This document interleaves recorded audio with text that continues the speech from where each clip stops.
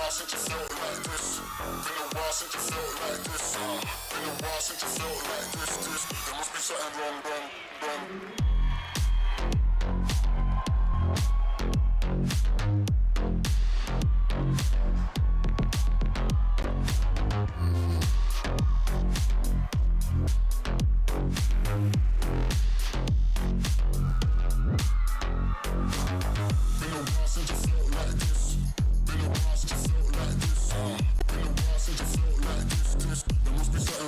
I guess I felt.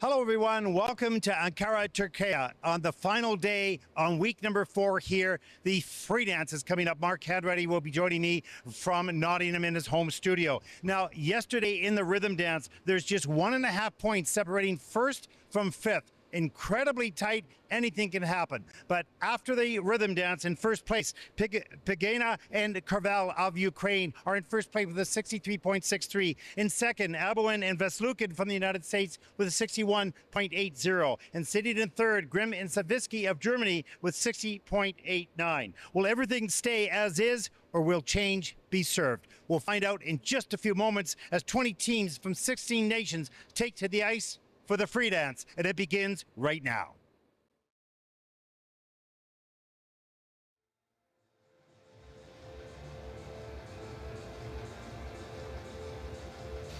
And here we are back in Ankara with the final event, the free dance, as we take a look at some of the spectacular architecture and a marriage between history and modern day. And it's quite special indeed. It's clean, it's tidy, it's huge. 5 million people here that live in Ankara, spread over miles and miles of rolling hills. As we take a look inside the building here in Ankara, what a great competition this has been. It's been so exciting to be in this country and see and learn a little bit more about the culture as we take a look at the officials for this event. And once again, for the final event here, we thank them for all the time as we look at the technical panel throughout their lifetime as they've served the sport of figure skating and have graduated, moved up into the international officiating of our sport. We thank them for everything they've given to the athletes. Mark Hadready joining us. What's up? Yeah, well, I'm just actually going to acknowledge and apologize. Somebody had correctly and very rightly corrected me on X about my pronunciation, because I think I was saying Ankara when it's Ankara. So apologies on that, but hopefully I'll get it right. And next week, Gdansk is easy, Ljubljana is easy, Muji is easy. That's the correction for me as well, because I've been saying Ankara, and but I've asked, and you have different Ankara or Ankara, different emphasis, right? So you're going to hear it from different people. I've heard that for so many years. You get contradictory comments, right? Because they've learned it a certain way. So I'm not sure exactly which one. We don't mean any offense to anyone, of course. Anyways. And actually, that's an opportunity for us, Ted, as we look at the skaters, the first teams onto the ice, to acknowledge that as we make requests for information to tell the stories of these young people's lives, quite welcome to hear a voice note of the correct pronunciation. And there are some that are quite tricky. I mean, you do an amazing job. I'm just a butcher at it, and it's so difficult. We are professional. No, we're not professional. We are not professional announcers. We know the sport, and we can talk about the sport, all aspects of the sport. That's true. Well, we are not trained in announcing on big events like different sporting events. We're learning the best we can. You're really good. You're young, and you're learning extremely well. But we wish we could do better. We'll continue to strive to do better, but we won't always get it right. That's for sure. More you than me. That's when. Well, that's when we. I need to get the direct contact for PJ Kwong, because the announcer who I think has officiated and announced it numerous Olympic game events. She does such an amazing job of announcing with such confidence. I think where we maybe suffer is that we show our lack of confidence when we hesitate with the multiple syllable consonant names. There's a difference in in-house announcing, which is not commentary, it's announcing. So your main focus is making sure that you get the names correct, and it set the mood, if you will, of the event in the building at that moment. And of course, we're more about covering the sport, and so there's going to be an area that's strong and an area that's a bit of weak. That's not making excuses, because we should be better. We will endeavor to be better. We will always strive to do that.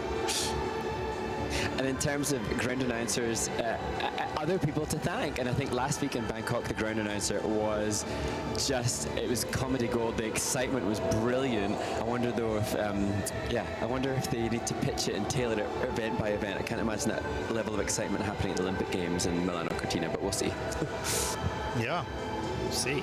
Exactly. As we take a look at the first group on the ice in the free dance. What can we expect? It's really tight. 63, 61, 60, 60, 59 in that final group. So if there's a time where change can happen in dance, could be in this event. We'll see. More and more change. Let me rephrase that. Oh, that was a nice deep back outside edge and the closed mohawk there from the team on screen. I think that's the Spanish team.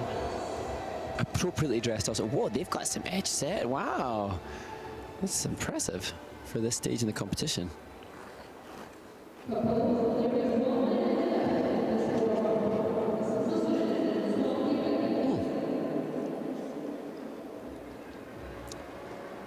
Obviously, a huge amount of work has been done on trying to get the skaters to comprehend deeper edges and such. For those that are new to the sport, when we talk about deeper edges, it's the angle to which the skater's blade meets the ice and such they can create stronger curves as they traverse the ice surface. And that's something that you tend to see more of within the ice dance event. As Nora Hoffman, yeah, that's for sure. Gives energy. Yeah. the best skaters. I would endeavor to say, and maybe some people would argue, but the basics of skating in this discipline are their strengths. And I have to say, William Chan from Canada in the men's event, he demonstrated a really good edge set in the singles discipline. I was impressed by what he showcased, and as I consider who will make the must-watch moments for this week's event in Ankara. Ankara was first to Ankara. Yeah, here we go. I was wondering about that, where the emphasis was. I had the wrong one all week. Ankara. Okay, here we go. We've learned it finally. Final date, final event. Okay, Mark, who's up first? Well, now we look ahead to the start of this free dance competition, and Vilo Mirasalaki and Ispan Yarak competing in their second Junior Grand Prix. They had explained, or Nora, their coach, had explained how excited they were, but unfortunately perhaps that excitement spilled over into the mistakes made in the rhythm dance, hoping for a clean free dance as they assume a unique and interesting start position.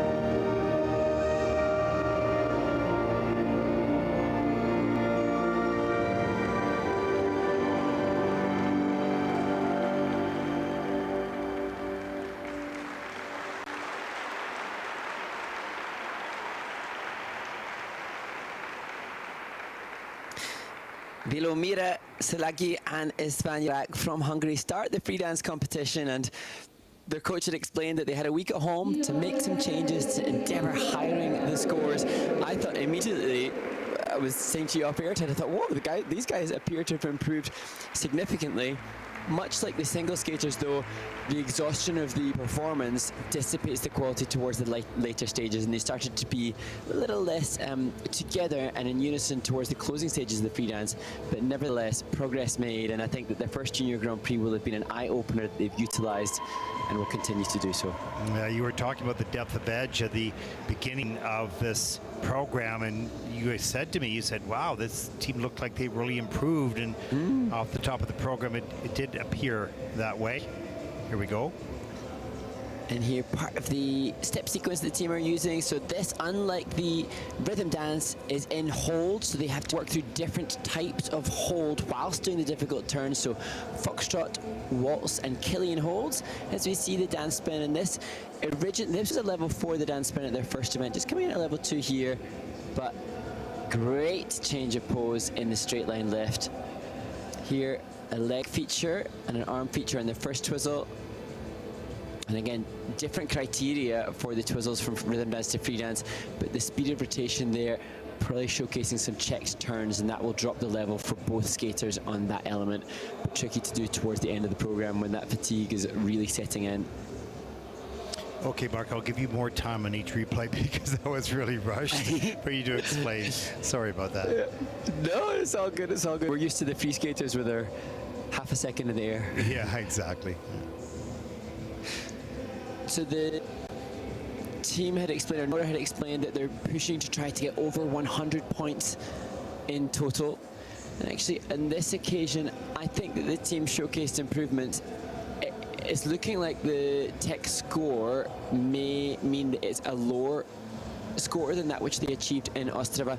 Sometimes, you know, open doors policy, sometimes some technical panels can be a little stricter on what they assign the levels to, and so that obviously can have an impact on the tech score. What will remain consistent though throughout this event will be the tech scores analysis of each of the teams in this competition. So all 20 teams will be assessed by the same standards by the tech team.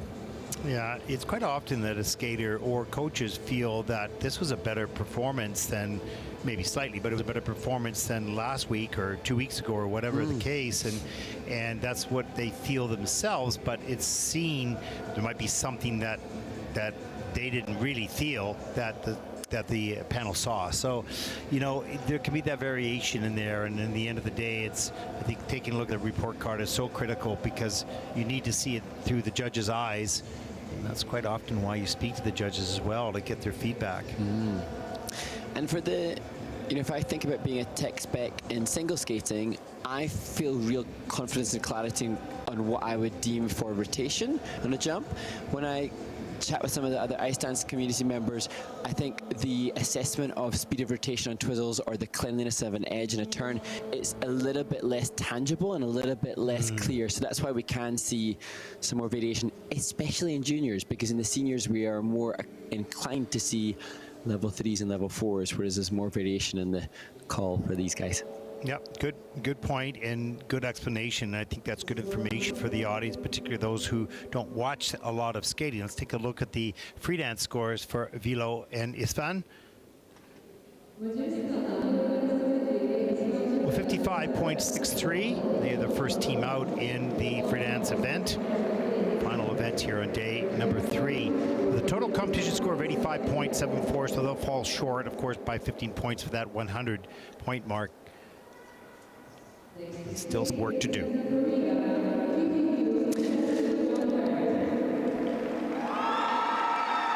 And now the next team have been brilliant teammates this week. We've seen them in the stands supporting other Korean skaters, I think even today in advance of their event. Ji-Hyo Yu and Zachary John Grant in their second Junior Grand Prix.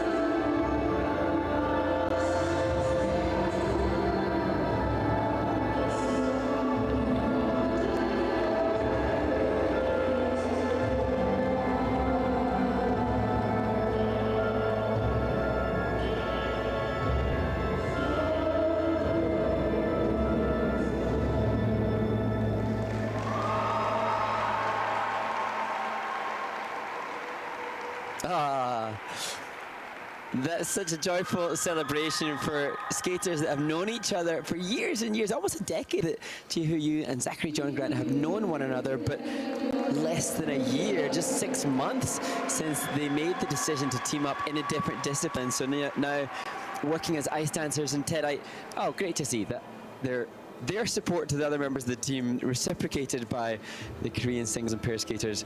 But I had written down in the rhythm dance for Jihu and Zachary the ice dance technique needs, and they're both strong, confident single skaters. The unison and oneness that they will develop now will be a big factor as we look at the 1 foot turns, that one of the mandatory required elements where the skaters will work through a 1 foot turn sequence, and they will be working rockers, counters, brackets and twizzles, and the technical panel will assess how many of those 4 turns are called clean. Now I wonder, I did manage to get a level 1 for both. Straight line lift, difficult pose for both, and then it becomes a lift combination, adding this rotational lift to the straight line. The teams can choose to either do 2 shorter lifts or 1 combo lift. This was really good. The synchronized twizzles, they can choose to touch in the free dance, unlike the rhythm dance where that's not allowed. And the twizzles must start on different edges. That's the left back inside, the choice of edge to start their group C twizzle at the end there. That feature, and they both coming in at level 2 on the twizzles, and it looked good to my eye, but the technical panel must have deemed that the rotations weren't sufficiently fast enough.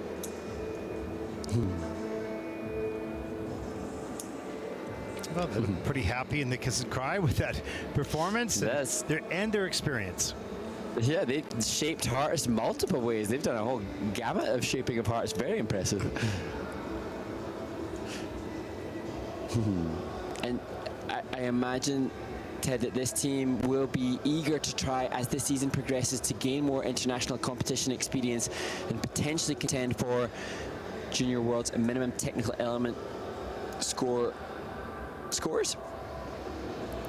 Yeah, total of what?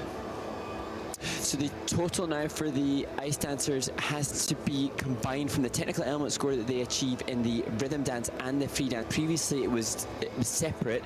Now the ice dancers have to have 71 points in their tech score across both the rhythm dance and the free dance. Previously it was 24 and 38, so it was only 62 in total, so it's quite a bit And do you high. think that combination now is more difficult or easier for them to achieve?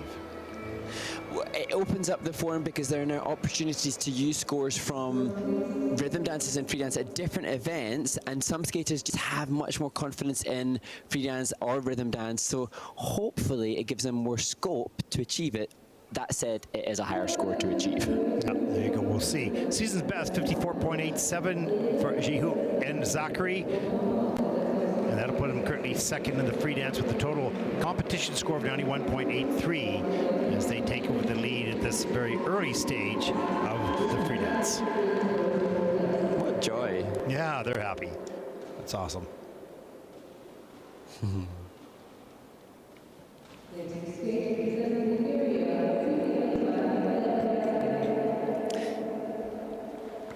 And now to the very young Bulgarian team, Silvia Lutai and Gleb Ryaskin. Just skating as an ice dancer for 1 year. And the rhythm dance showcased a team with lots of potential, but a huge learning ground to be competing here on the Junior Grand Prix.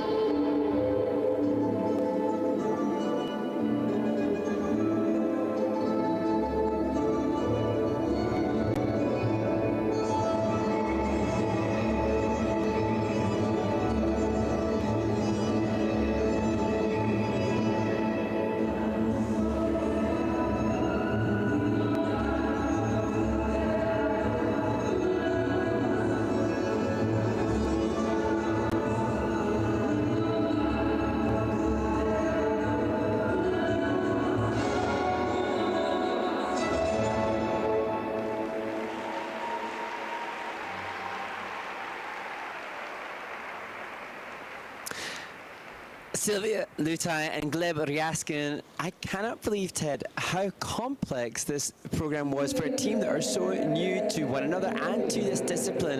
And I think they are obviously in great hands because the team that have created this free dance obviously have high expectations and aspirations from the couple. Really brilliant. So many gonchos, the classic tango nuances peppered throughout, and some difficult choices of the features to attain the high level. They didn't take it easy at all. And look at the characterization from the very start of the program. And even here, the cross rolls and that hold at the beginning so difficult. This Group A feature, the hands clasped behind the back. That's a harder choice than many. And to rotate clockwise on the right forward outside edge with the Group B feature, catch of the leg, really tricky. You can see the break in the rotation there for Sylvia, so she'll drop a level. But nevertheless, brave in their choice of features. This, the 1 foot turns there, the bracket turn, the least called of the 4 turns in a 1 foot turns sequence. And now to the rotational lift. And now this one of the 2 choreographic elements, choreographic character step sequence. And again, the use of the holds in this, making it so complex. And a choreographic lift, their choice of final element. And the, Ted, I always think it's exciting to see the different influences, and I remember Alexia and Julia Zlabina, their work before on the first Junior Grand Prix series I joined you with other teams, and they have unique movement, and I appreciate it. 61.11 for the free dance. And that is first so far with a total competition score of 101.51, and that'll put them first at this stage of the competition. They look pretty happy with both the dance and the scores, so some experience gained. And as they walk away with a good feeling where they're at for the moment, and with a desire to have more.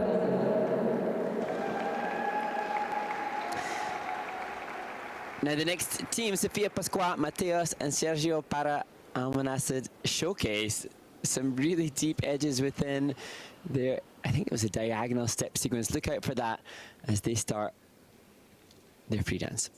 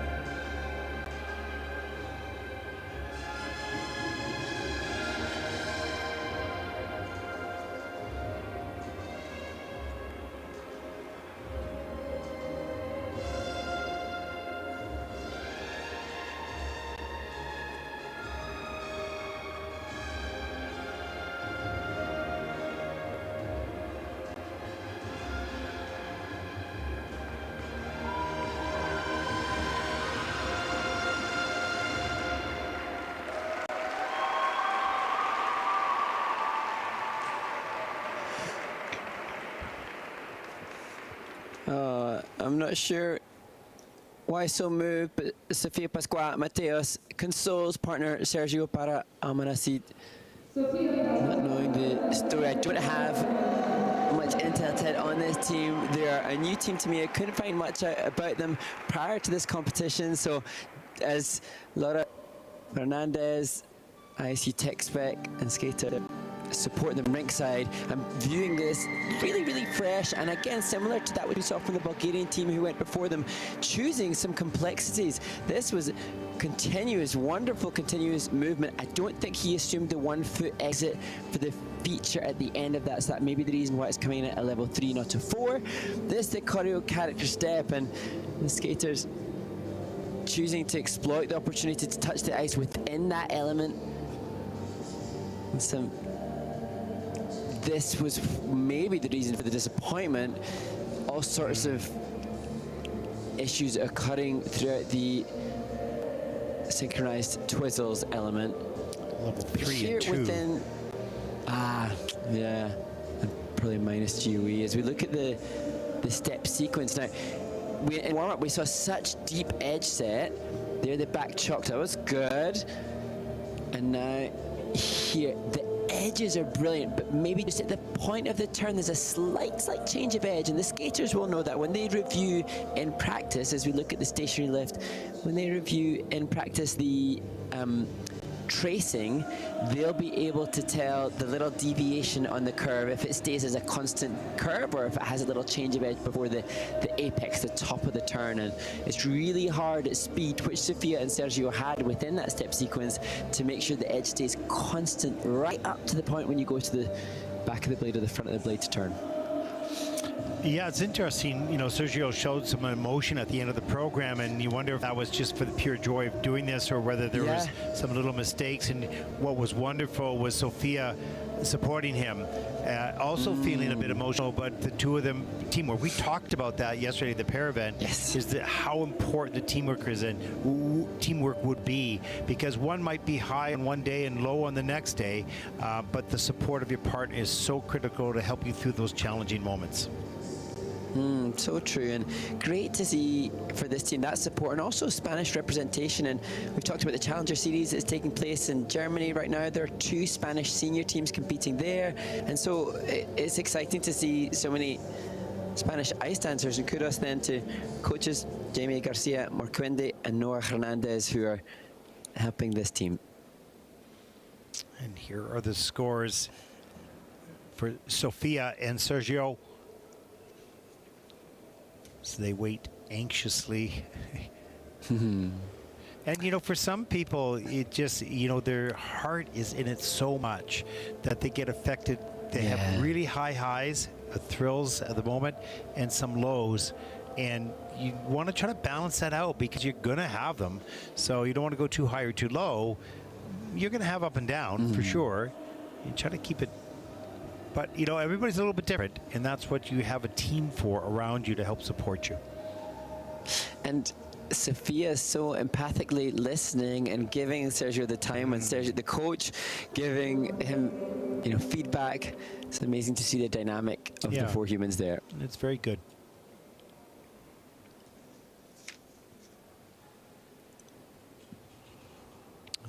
Just 9 out of the 10 judges have their scores in. This will pop up in just a second. We can see the process by which and the timing by which the judges are entering their scores.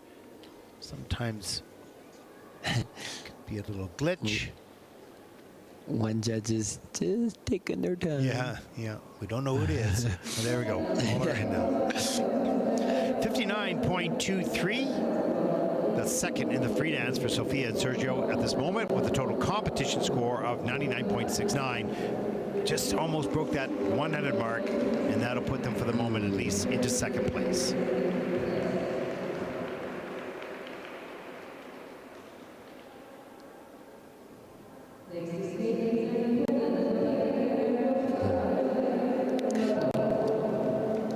And now to the final team in this first warm-up. Look at the passion and conviction there from Zofia Grigoriska and Oleg Muratov.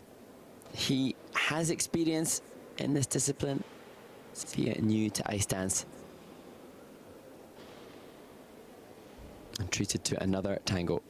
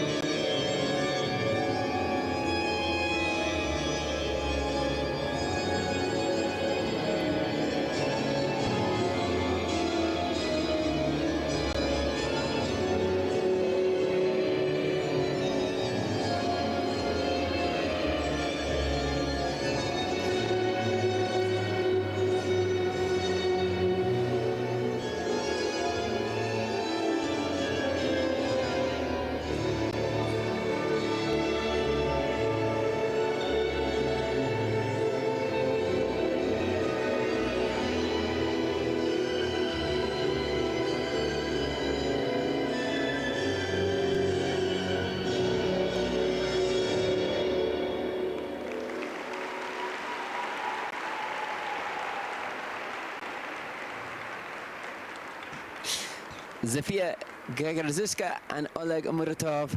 It's just so hard to believe that Zofia has just switched disciplines to ice dance, because her technique, her posture, her free foot extension is so well honed in this discipline. She just looks so, as you said, Ted, comfortable and at home in something that is really very new.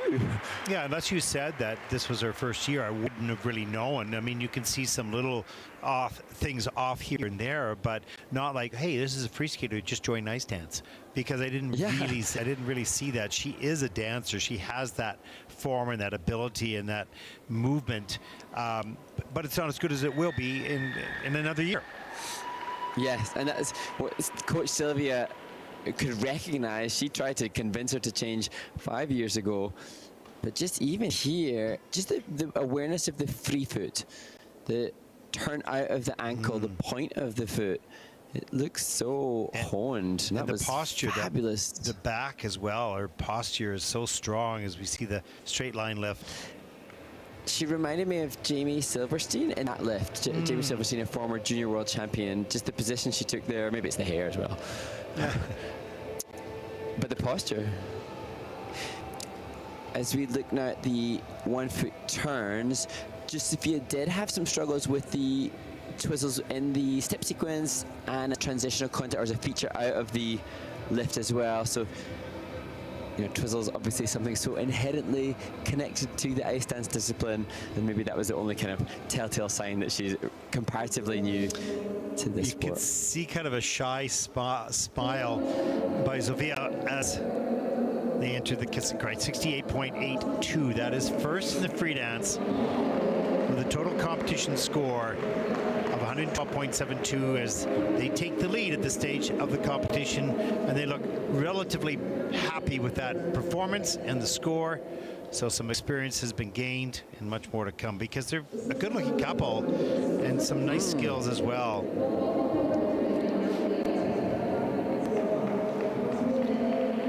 As the group number 2 takes to the ice for their 5-minute warm-up. You can see the start order here.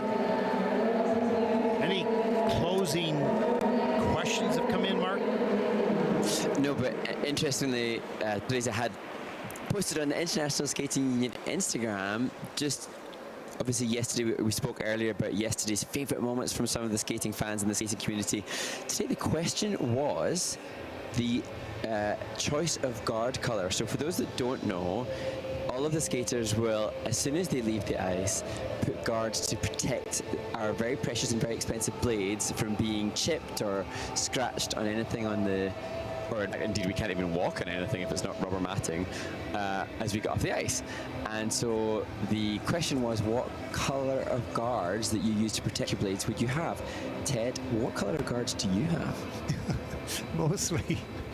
Mostly somebody else's guards because I could never find mine, so I could never really be that picky. You know, I'd find one blue one and then one pink one somewhere else that was half the size of my blade, which I had to stretch out just to be able to walk off the ice. So yeah, no, I never really was very consistent with that, that's for sure.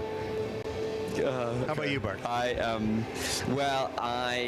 I'm very fortunate, or this is where I subscribe to being very Scottish. So the Scottish people are wonderful, wonderful people, but they are given the comedy joke that they're tight with their finances. And with dancing on ice, often we are treated to some freebies. So I'll take whatever freebie that I get. It's not a choice, it's not a purchase, but it's whatever freebie. And I think my current guard choice is a turquoisey colour, which I'm not. That's okay. That's not too bad. Now, I remember the day. I'm so old that I remember the day. Then the guards used to be wood, and they used to have this little piece of metal that you would. So you'd slip the blade in the piece of wood, and then I never owned a pair. I just saw these pairs. Okay, so don't go crazy on me. I hear I'm not that ancient. I am ancient, but so you'd slip your blade in this wood that had little sort of ends on it, and then you put this little metal piece across the blade so that that piece of wood would stay on your blade. So that's a little history there, folks. Well, is in Colorado Springs, there's the U.S. Figure Skating Hall of Fame. Maybe there's some of those guards. Oh, there is for sure. There is, yeah, absolutely. And the records, I mean, you never had, digital music. So for those of you who don't know much about it, but in the old days, you'd have to actually get your record cut. So you'd go to some guy that would cut a record and then move to reel-to-reel tape, then to cassette tape, and then to maybe never 8-track, but sort of different levels of tape. Then it went digital, of course. So that's over many, many decades. And you used to have a record case too, a wood record case that protected the vinyl. And then there would be a record player beside the rink that would play. Yeah, so that's history, not because I knew it, just because I lived it, right? Because you kind of get old to do it. But yeah, it's pretty amazing how the sport has changed. I didn't know about that. That's cool. That's good, yeah. Well, as we look at the juniors who are like 2 decades younger. But interesting. I must acknowledge before we move on from guards chat. Great to see that we've got some fans, some skaters that are answering the questions posted on the ISU social media, because Olivia Illen, who is competing in this event, she replied, and her guards of choice, we'll have to look out for them in the later groups, she just replied with USA, so she's obviously got red, white and blue, I imagine. Maybe there are stars and stripes, I don't know, but patriotic guards for Nice. the dancers. Yeah. Excellent.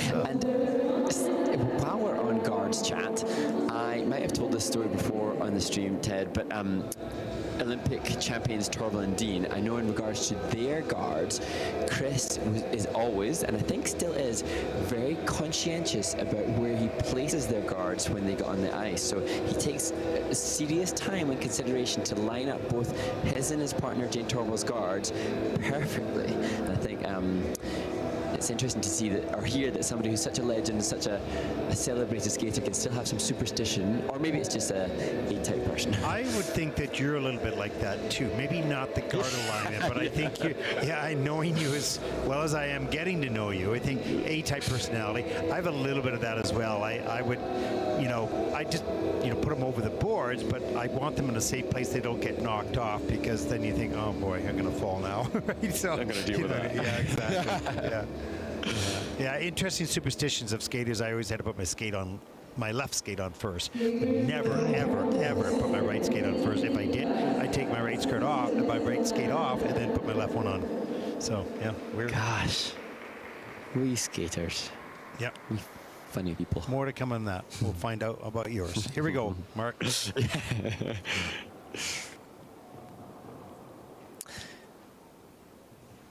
And so, now opening group 2, Anna Mackenzie and Wesley Lockwood. I acknowledged how well presented and packaged they were for their 50s themed rhythm dance yesterday here.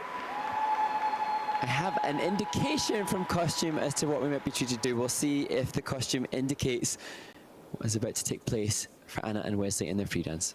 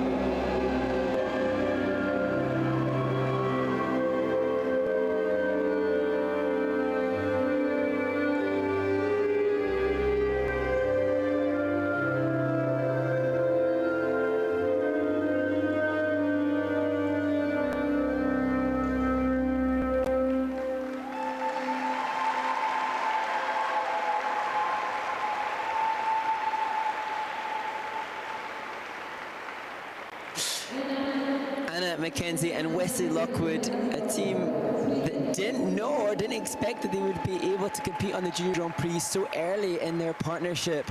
And they've done incredibly well in skating cleanly in both the rhythm dance and the free dance as the Swedish flag is proudly waved. And I think, Ted, a great choice, quirky choice of free dance. And I was predicting that it would be of this style based on the costume, and the choreography totally embraced it. I think it was a really good choice for this team, being relatively new and whatnot, and they have similarities in their style and in costume as well. So we take a look at some of the elements here, Mark. Yeah, and as you say, as we saw on that opening left inside edge, which was so deep and impressive, they embraced facially as well. It's a quirky style. This the amazing range of flexibility, which is a difficult feature to get the curved lift. It becomes a combo.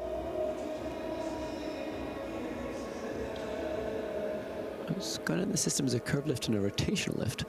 And here the twizzles in this where Wesley struggled on the left back outside and just breaking in the rotation, looping as opposed to twizzling and continuing to travel across the ice. So he'll have dropped a couple of levels at least. It marked that entrance into the twizzles, dragging, putting their knees down on the ice, which I thought, wow, that could be dangerous from a perspective of slowing you down as you entered the twizzles, but did it really nicely.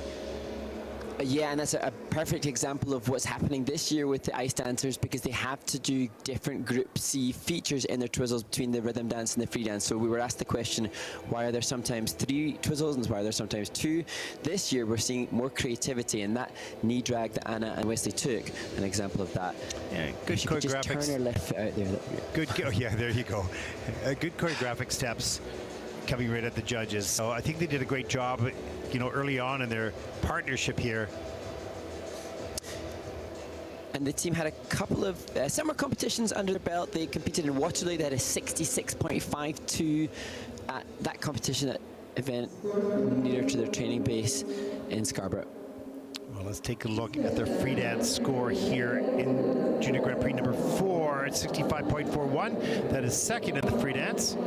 Zurus is having a conversation with them with 110.47, and that'll put them currently into second place. And I think they're thinking, okay, that's pretty good early on here. As we take a look at the top 5 teams so far in this event.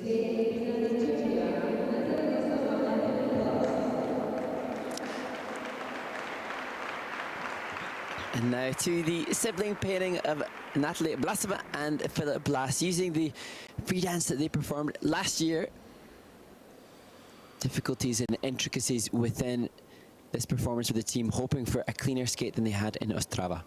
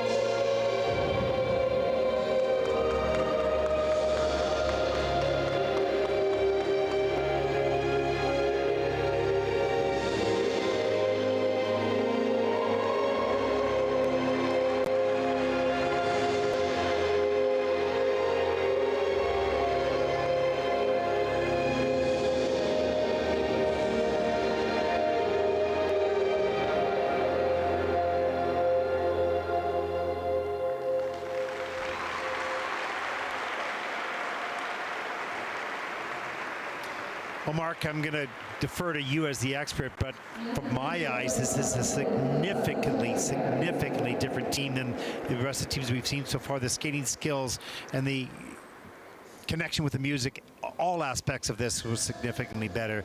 Is that fair to say? Oh, completely. And I think we were just talking about how you can watch an ice dance event, and we've seen some great pieces of choreography already, some unique movement through the earlier group, but it's not till you see the comparison with the likes of Natalie and Philip that you see, oh, I can understand why the program components for this couple will be so much higher. From a skating skills perspective, at least a point higher.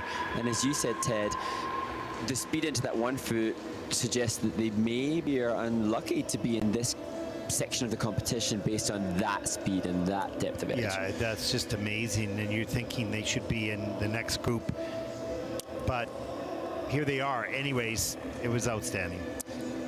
Yeah, and this team, the first to both achieve the level 2. And I think there's so much improvement in the team, in their skating skills, but I can see why it's still a little ragged laterally. So because the judges have to give the skating skills component based on a whole, if we were to judge to get input scores, I'd be in the 6s at the beginning for the 1 foot turns, but I can see latterly as mistakes start to set in, as we can see that it does drop into the range of the 5s out of 10 in the components. Yeah, for sure. There were some imperfections in this program, but overall, the basics of this team is significantly stronger than what we've seen to this point, and certainly have great ability. You can see just a little bit of a slip on that, the start of the rotational lift here as they end this program, but really dramatic and powerful. Isn't that the finish position that's popular today? We've seen a similar ending position already as Kalina Prochaskova joins them in the kiss and cry, and young sister telling older brother, come on, make it happen, get a shaped heart. She's going.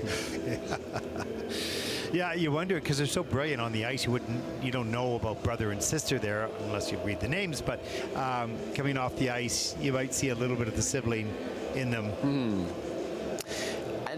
And I think that's a challenge also for Carolina, who's got to manage so well.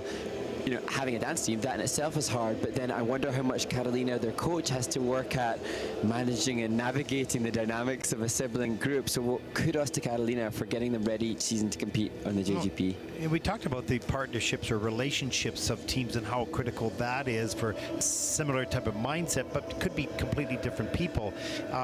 And I think it could be a different approach or a different battle a little bit with siblings, of course. Let's take a look at the scores. They have a 78.89 is their personal best, and a 72.79 is their season's best. We'll see if they can top that season's best here with this performance. As they wait anxiously for the scores to pop up on the screen. You want to know, they know what it felt like. They want to know what it looked like. And that'll come from the 2 panels on the other side of the rink.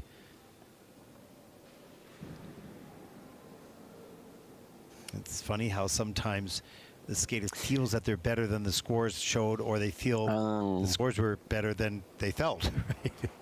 Yeah, and it will be interesting to just assess how this tech panel has deemed the 1 foot turns and the steps comparatively as we progress through this competition. Yeah, I think it's Marie Bowness. She was tech spec, I think, when I competed, so she's very seasoned. Oh, she's extremely experienced. Season's best, there it is, 73.96. So a little bobblehead on that one. They're pretty pleased. That's first in the free dance with 119.85 total competition score, and that'll put them for the moment into first place. He's a character.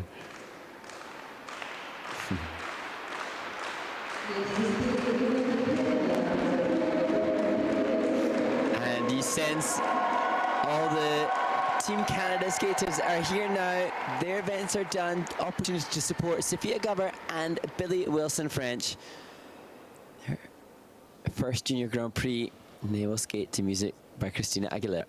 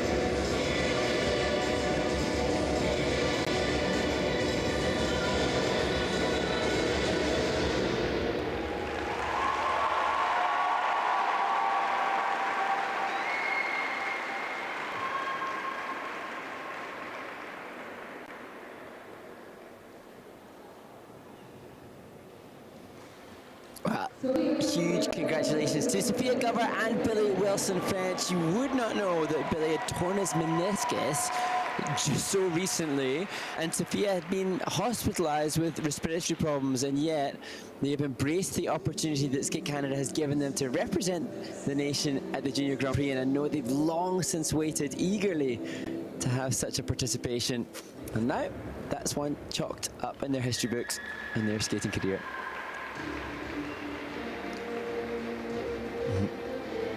You can see from the offset Billy's ability to demonstrate his flexibility. And here, good extension from both in the leg feature. And then, oh, good, coming in at level 4 for both Sophia and Billy. And there again, there'd be a wonderful picture there in that left back outside of their matched extension with the free leg. Working through the difficult turns there. Billy achieving a level 2 within this diagonal step sequence. There's his chalked at one of the difficult turns. That was a risky moment. Billy nearly got a heel in his face on the straight line lift. No, we're all good. I'm just looking at the feedback from the tech panel. But all is good as we see the choreo character step sequence. And really enjoying the chance to showcase their performance abilities. This is the last element coming right out of the judges, and it's the end of the program, and you've got to put that energy. And they did. Yeah, and brave like here to finish right in front of them. That's cool.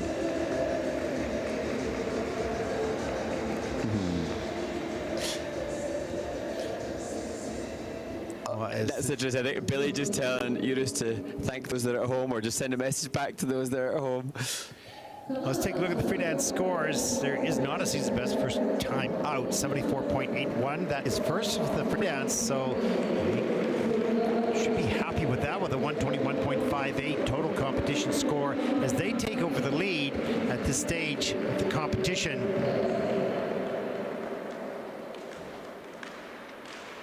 Two more teams to come in group number 2.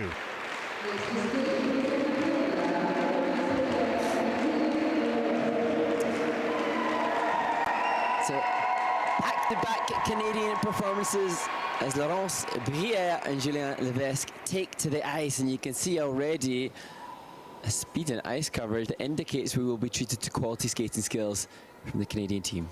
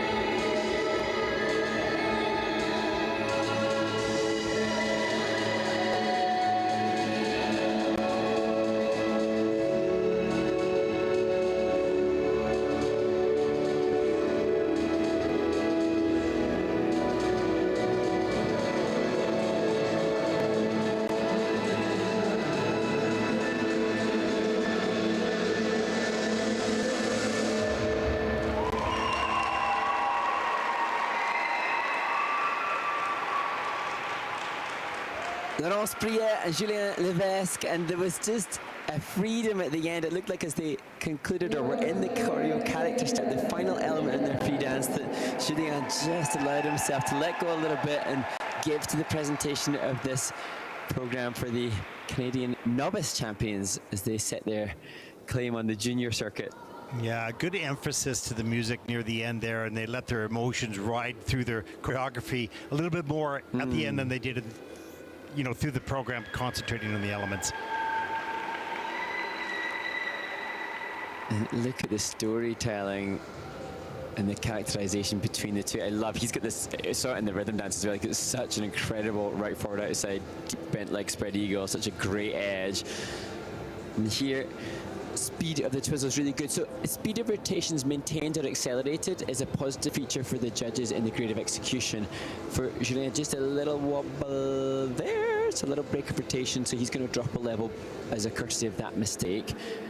But as I say, the speed of the rotation was great in the twizzles, as it is here in the dance spin. And again, that's another positive feature for the judges. That criteria that they have should force them to give good GOE on those elements. And that's his hitch kick. And that finish position is, like, that's a hard finish position, because if he isn't engaging his core, then they're both going to go a copper. Yeah, absolutely. It looks easy, but it's not. It's risky. No. But it's effective. Free dance scores for Laurence and Julien. Season best, 79.13. That's first in the free dance. High fives happening with a total competition score of 126.64. And that'll put them currently at this point in the competition into first place. There you go. There's your Canadian flag, 1 and 2. Yes, well, we'll see how long that lasts for. It's a dance event. And now to two teenagers from Berlin, Alexia and Jan Eisenhaber. And the music choice chosen by their coach, Robin Tweedale. Alexia playing the role of dance teacher now.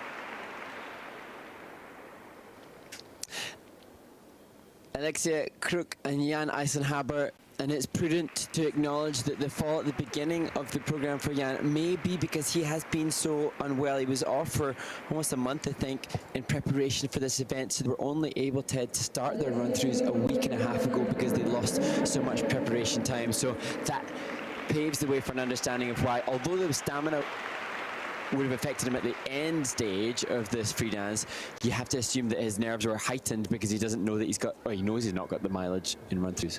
Yeah, no, there's no question, and you can completely understand this performance. And that was the big mistake at the top of it. They got it together, and he kept his, even though he may not be fully conditioned, he kept that energy going near the end of the program. He had to match her as best he could, and he was working really hard.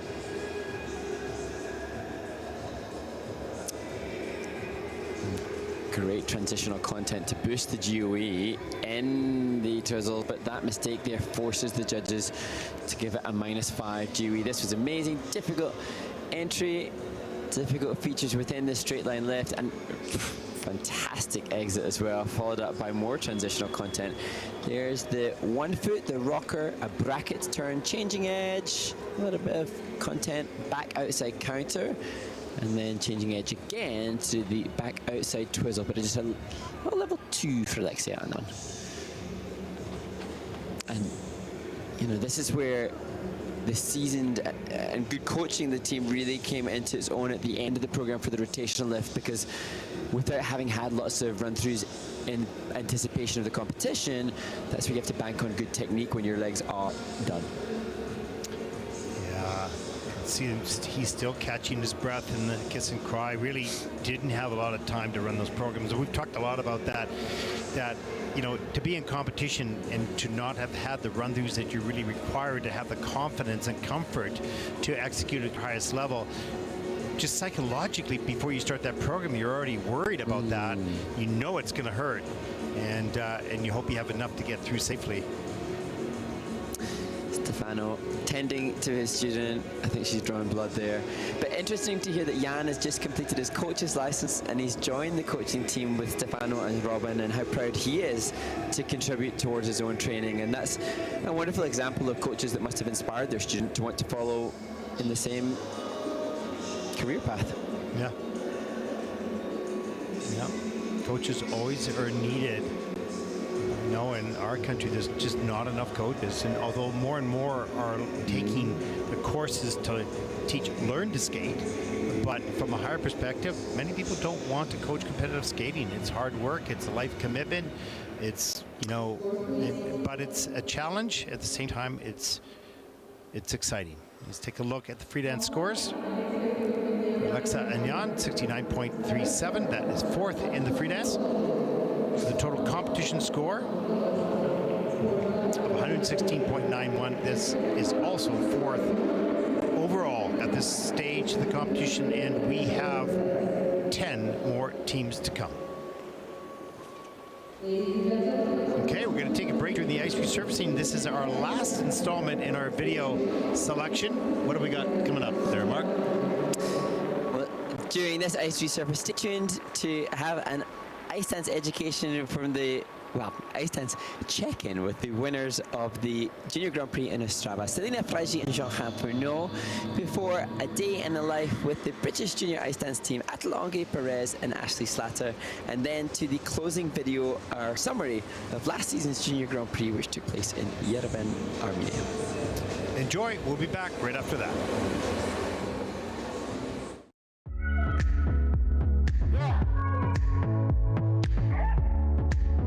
Selena, Jean-Jean, félicitations, c'était super. How are you feeling? I feel amazing because since Taipei we worked a lot in our programs, and all the summer we worked. So when we come here, it was of course to skate clean and maybe to win. It was our goal. So yeah, I'm very happy with our skate, and of course to win. It's an honor for us. And Jean-Jean, it's the first time in 8 years since the French ice dance team has won gold at a Junior Grand Prix. You come from a country with so many amazing ice dance teams. Are there any particular favorites that you have? I think it's an easy choice, but Gabriel and Guillaume, we try to find our own way to skate, but they are good inspiration for us. We spoke with Karine Aribert, your coach, and we just love the choreographic character step sequence that she creates, but she said that she wants to make it even better. So what are your goals for the rest of the season? Of course, to skate clean all the season, to improve our skating skills, to look like more a senior couple, to prepare next season, to be bigger on the ice. A lot of things, but this kind of things maybe to be a big couple on the ice, to take the space. And where's your next Junior Grand Prix event? We'll skate at Ljubljana in, I think, 3 or 4 weeks. Yeah. So you have a month of hard work. Well, congratulations, and we wish you all the very best. Merci. Merci. So much. Thank you.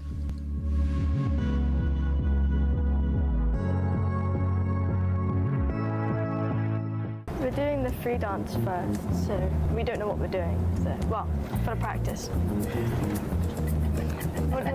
Yeah. I knew you were going to do that.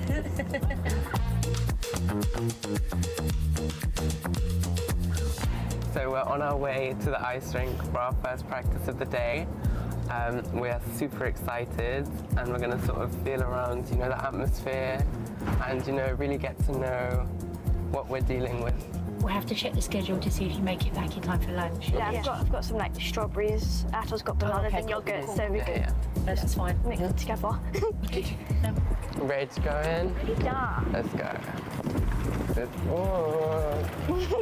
No, it hasn't been published yet. We'll have to wait. Okay. So, you're right. Hi. You met before. No, not really. Briefly, maybe I might have seen you. Little British tea, Vita.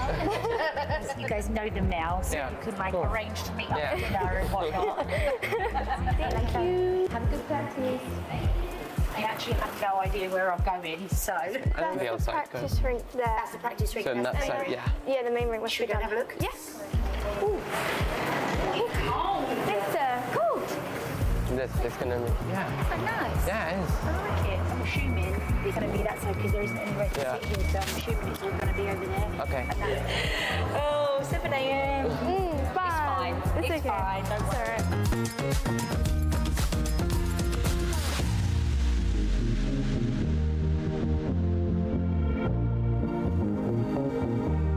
Way. You okay? You're right though. What did you hurt? Because I just know what you two are like for telling me when you're hurt. You don't tell me. So I'm going to keep bugging you, okay?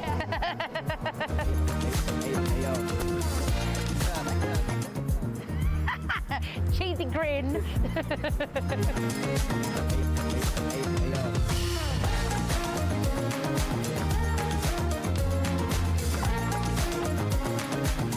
Posing like Evans for a photo.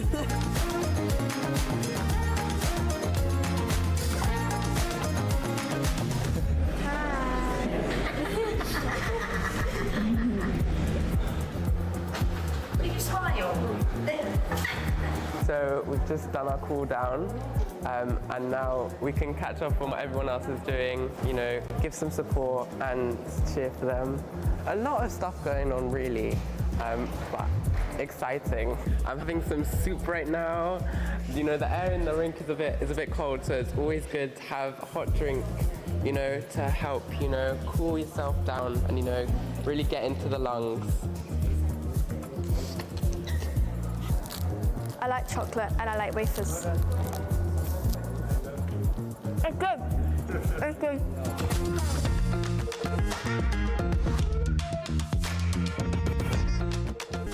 Hello, everyone. Welcome to Yerevan, Armenia, the final day here on the ISU Junior Grand Prix 2023. I've been your host. Been my pleasure, Ted Barden, along with Mark Hanratty. Now, Mark, you are graduating from your sophomore year into your junior year next season. Tell us a little bit about your thoughts over the past 2 years.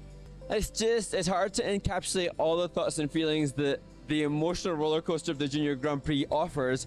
One of the main things that I'm just so amazed about is how this operation just goes from week to week, and this time we've obviously traveled further and further afield, and yet it's run just so incredibly well by all those that organize these amazing events. Yeah, it's incredible. We do want to thank a whole mess of people. We'll do that at the end of this video. You know, any special moments for you over those 7 weeks? Any special performances? In terms of performances, for me, the ones that will always stick in my memory are those that touch me from an emotional perspective. But if you ask me to think of something immediately now, it would be the reaction yesterday of Sherry Zhang from the United States of America in achieving her score and her reaction to that. And there's nothing more wonderful than to see a young athlete that's worked so incredibly hard see the results and the fruits of that hard work, and that just warms my heart, and I'll remember that for a long time. Well, one of the things that both Mark and I have talked about a lot on the Junior Grand Prix, on air and off air, is the feeling of responsibility to help these young people. Most of these are not going to be in the Junior Grand Prix final or at the Junior World Championship, maybe some of them. But this is a part of their journey in life, and we hope that this has been a positive one. We hope we've been part of that, and certainly the ISU has provided that platform to allow for some great moments in their lives, even in the bad days, because they're getting such great support to get through it all. Yeah, and of course we do reference so often the Grand Prix final, and there are 6 spots in each of the disciplines, coveted spots that we talk about all the time. But I think we both passionately feel that whether or not the skaters achieve that Grand Prix final slot or not, participation in this event and all the work that is necessary to get to this stage will serve them in life, and that is beyond valuable to these humans. One of my great memories was the bus trip in Gdansk, where we're speaking to that young man from Mexico in a small town, a high intellect, high achiever, no question. And we asked him about skating and why did he love skating so much, and he said, because it's so darn hard. I can calculate numbers, I can figure things out, but in skating you cannot. It's not about pure science. I thought that was pretty cool. Yeah, and that's what bonds us all and unites us all. So you have talked about all the number of people involved. We've seen over 1,400 performances over the last 7 weeks, and we're all united and bonded by our love for the sport. Now let's talk a little bit about social media, so important in the world right now, but particularly the sport. Now the ISU is an award-winning social media team for winter sports, awesome, and we've had a great social media team here this season. Now the Mic'd Up series, that's been a lot of fun.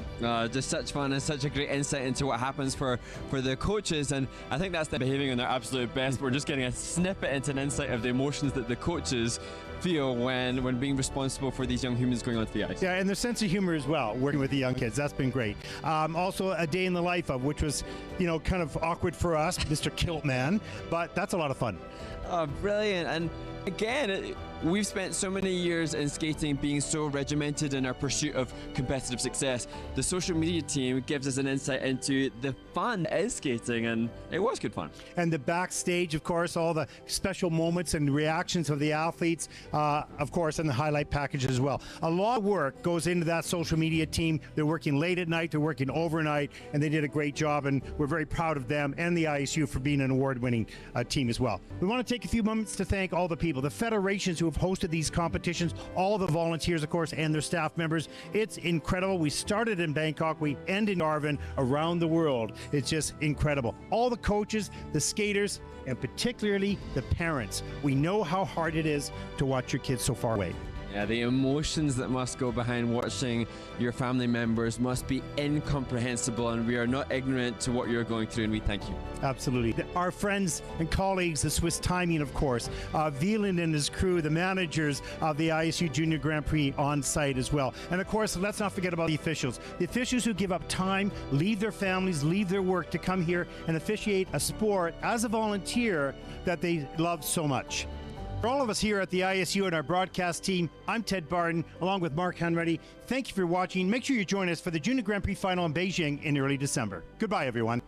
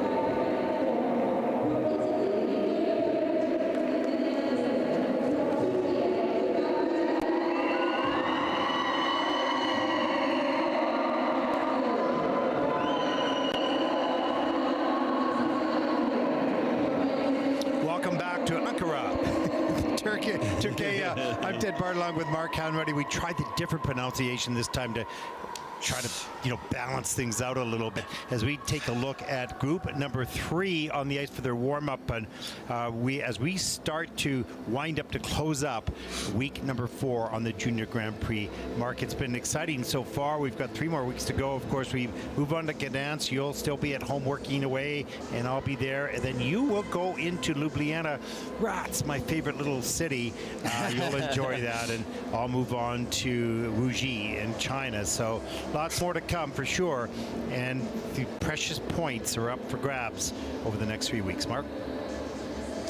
Yes, and it's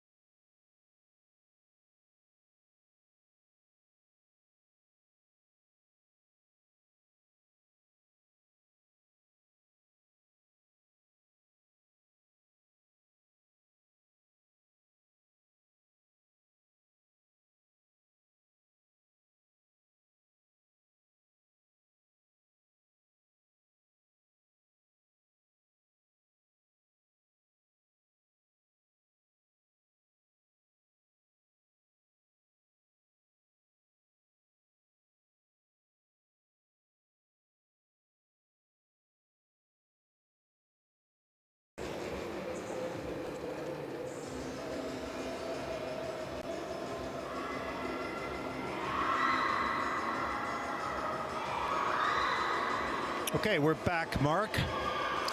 Sorry, we lost our audio a little bit. We are now back just in time. perfect. That's a good sit forward feature there from Danielle Pack. It's a little bit different in the choice of position. It's funny.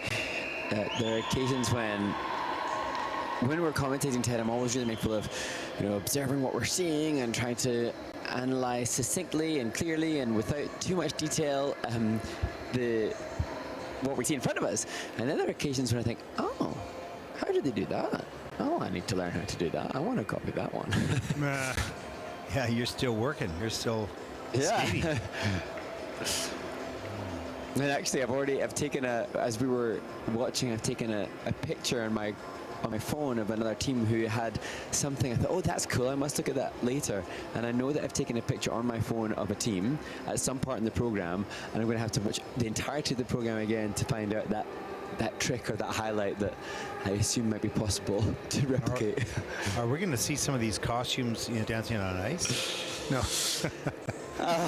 Gee, well, it was interesting because we had all those questions about costumes. Yeah. And I would just always go plain black if I had the choice, but I am often adorned in a whole host of yes, I've seen you. things. Yeah, and I said, I'm going, is that a young person going, I really don't like this, but it's my job. Do what you're told, Mark. Exactly. Okay, here we go, Mark. Group number 3. And opening group number 3, Vittoria, Patraci, and Daniel, Basile. And Vittoria sporting Laurence Fournier Baudry costume vibes as they start their free dance to the Tree of Life suite.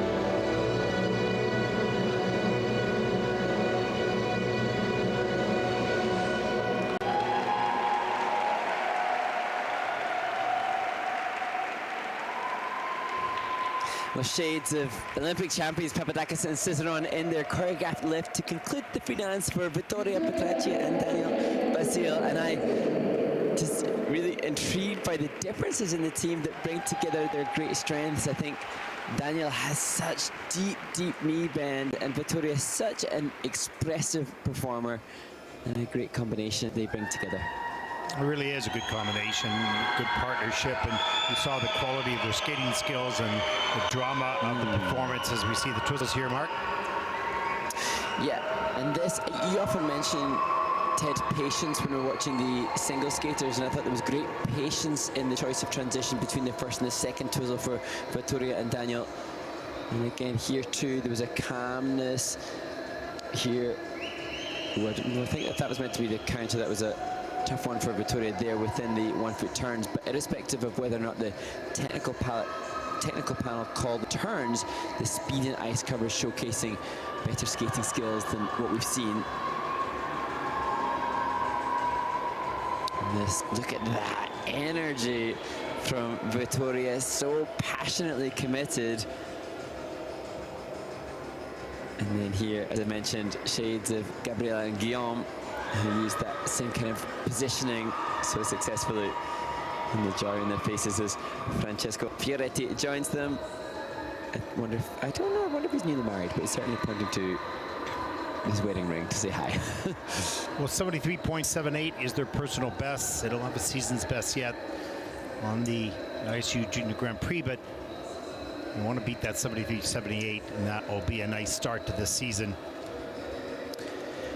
And Vittoria and Daniel, along with Francesco, spent some of the summer in Lyon, training in Lyon, working hard for preparations for this season, and so they've been with the likes of the French teams that are here competing. So a nice opportunity for them to meet up with training mates through the summer, but then also an opportunity to see how they stack up against them. And certainly I think Vittoria and Daniel very close. I wonder what their expectations are. I know they were disappointed with the rhythm dance, but I wonder if they'll be hoping to comfortably go over the 80-point marker.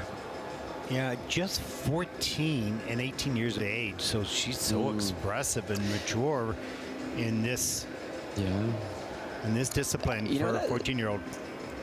Yeah, that's a really good point, Ted, because I wasn't aware of that age gap. And actually, there were times when I thought Victoria's performance was brilliant, but Daniel was perhaps stronger in the skating skills aspect. But now, when you give me that age gap, I think, wow, what proximity to one another.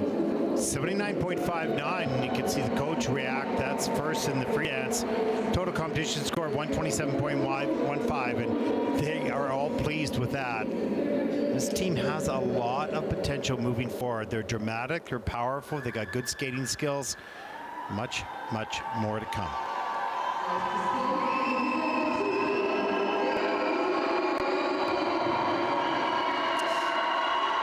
And now, elation in the audience to have a Turkish ice dance team to cheer on. Irmak, Michail and Danil back. Started ice dance just 3 seasons ago for Irmak.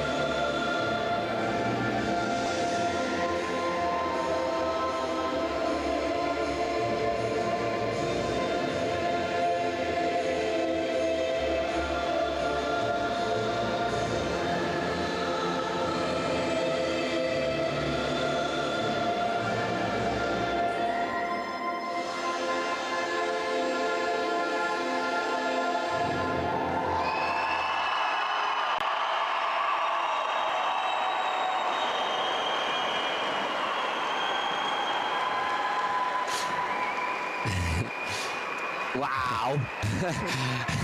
Stuffy heaven, stuffy heaven. Yeah, Wow, gosh, what it's amazing amazing. scenes. And Irmak, Michail, and Danielle Pat justifying all the adulation. We're just trying to consider, you know, what is Turkish ice dance like? Where does it stand? And certainly, whatever education there is in ice dance in Turkey, it's great to see this team of Irmak and Daniel continuing. They were 24th at the World Junior Championships last season.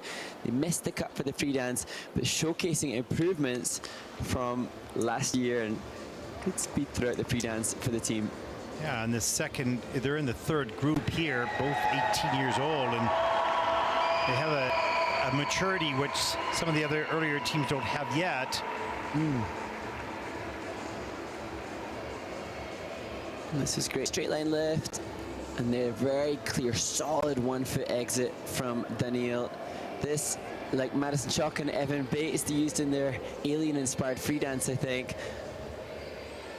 in their choreo slide. And here the jump, I feature the Group C feature, that the choice that they had within their twizzles. And loads of energy and consequently good ice coverage for both. That was really energetic. For me, with the team, their strength is evident, their power evident. The free dance hopefully will continue to develop in terms of the musical phrasing. Some of the elements weren't necessarily phrased to the phrasing of the music as they perhaps could be, and so hopefully development of the composition program will be in And the interesting enough, Mark, every single element in this program is in the positive GOEs. I don't see a negative one at all, which is a really good indication of the quality. They're not losing points on that. Yeah. Yeah, and just the technical panel now, the 3 members of that panel just currently assessing the final element in the midline step sequence and looking to see if they can find more clean turns or maybe see if they were right in giving what they did. Twizzles went up to 4 and 4. It was a 4 and 3. Oh, good. So that has been adjusted. And although they don't have a personal best on the biography for the ISU, they must have done some other internationals to achieve minimum tech scores last season to compete at Junior Worlds, but this their first Junior Grand Prix. So a bigger event for them this season, starting the season. Especially being here at home. Yeah. And I think for Irmak, this is her hometown, so this is a big deal. Yeah, and I hope they inspire other young skaters here in Turkey to consider, well, maybe we should try ice dancing. I'm not sure. They have quite a few boys in skating, so that's good. Yeah. We've seen some good skaters so far. Let's take a look at their free dance score. It is a 78.15. That's third in the free dance. The total competition score, 128.06, and that will put them into first place as we start group number 3.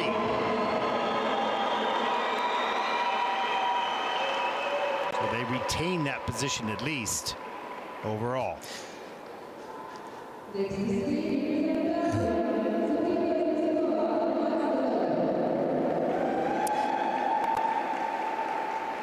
And from one team in their first Junior Grand Prix together to a team who have already competed this season. They were 8th in Ostrava at the Czech Skate 2 weeks ago. Sofia Biznasikova and Max Lelu representing Belgium.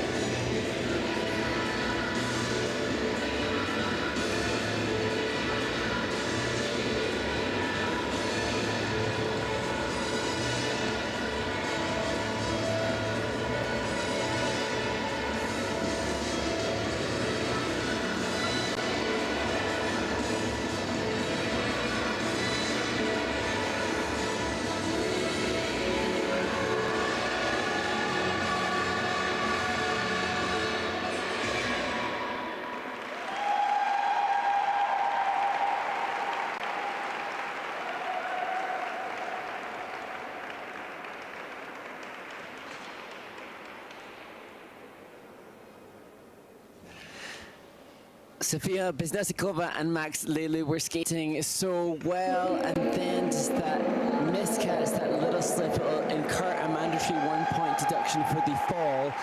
It was fortunate that it didn't hamper too much the final element, the choreographic slide, but I'm sure they would have been able to take more speed and power into that. Great to see the support from Max to Sophia. She looks pretty devastated to have had that mistake at the end of the program, which was otherwise going so well. And you can see Ted, she picked the music, she ran it past Max, he agreed to it. You can see her absolutely embracing and embodying the energy appropriate for the program. Yeah, this was a perfect fit for her. Her energy just matches the music. You can see her perform every aspect of it. These twizzles in at a level 4 for both with the 1.25 GOE added. So that's a great score in that one element. And I think as they exit the rotation lift, great extension there of the right foot, turned out and pointed perfectly well. As we see here, the choreo character step, this the chance. You see Sophia absolutely energetically giving to the judging panel, securing as much of a creative execution on that element as she can. And I sense from Max, you can see, oh dear, I don't know, just lost the balance back on the heel of the blade, and wow. That's that point when you're going deep in your knees and your legs are exhausted and they just don't have the energy to sustain the depth of knee, maybe. I think her weight just got back and she was looking for his hand, maybe. I'm not sure. Anyways, unfortunate, that's for sure. But you know, good that it was not on an element. That will help a little bit. Let's take a look at the score. 76.76 is their season's best this year. And that was a strong performance until that fall. And they still get a season's best here with a 78.48. And that'll put them third in the free dance with a total competition score of 129.20. So they retain that position as they take over the lead here in group number 3 with 2 teams to come. Max doing all he can to cajole Sophia, giving really nice support there. Absolutely.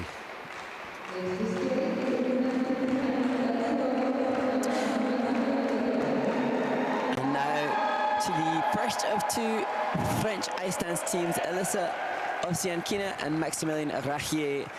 I actually thought, Ted, that this team, I thought they were brilliant in the RD. I really appreciate their skating skills, their style, and their match. And I may have had them a wee bit higher. I hope that they have a great free dance. Don't give your opinion. Don't give an opinion. No, just kidding. There you go. Okay, here we go.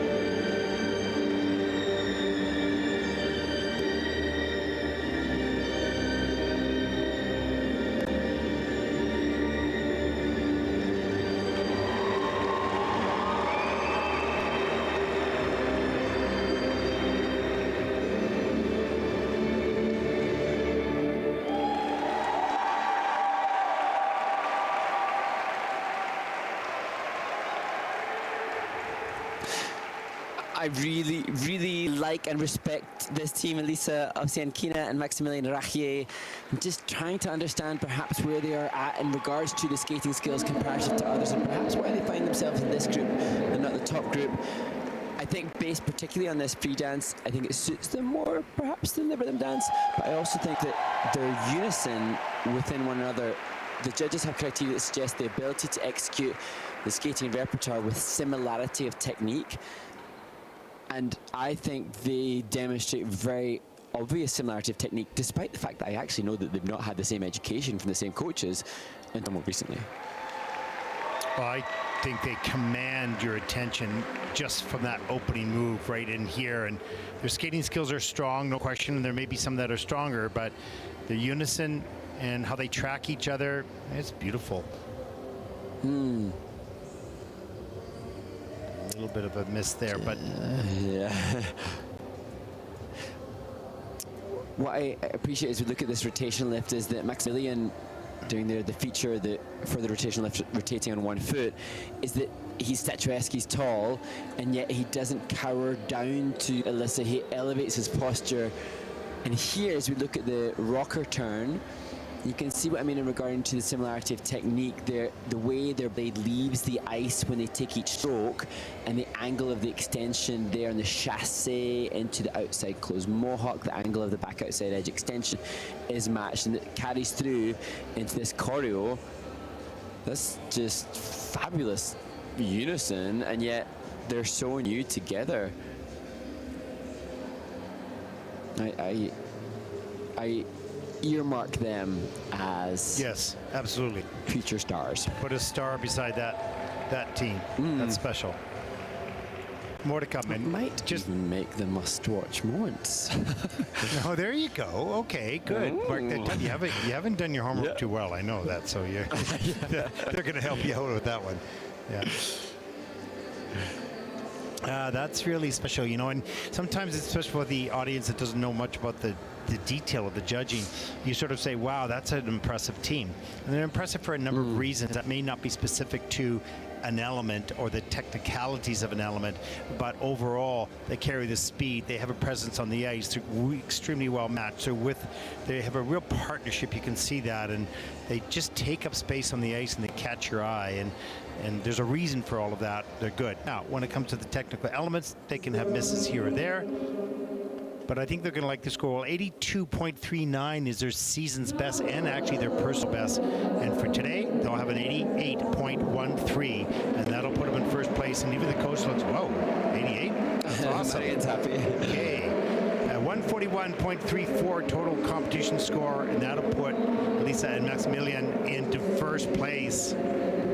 Really, really well done. The dog's getting a good shaking up. Yeah. Here we go. And now to the young American team, Olivia and Dylan Kane. I didn't get a chance to look out for those guards, Ted, of Olivia, but whatever the guards are like, the costume looks incredible, and this team will skate to music composed for them, Carry You and Echoes of Isolation.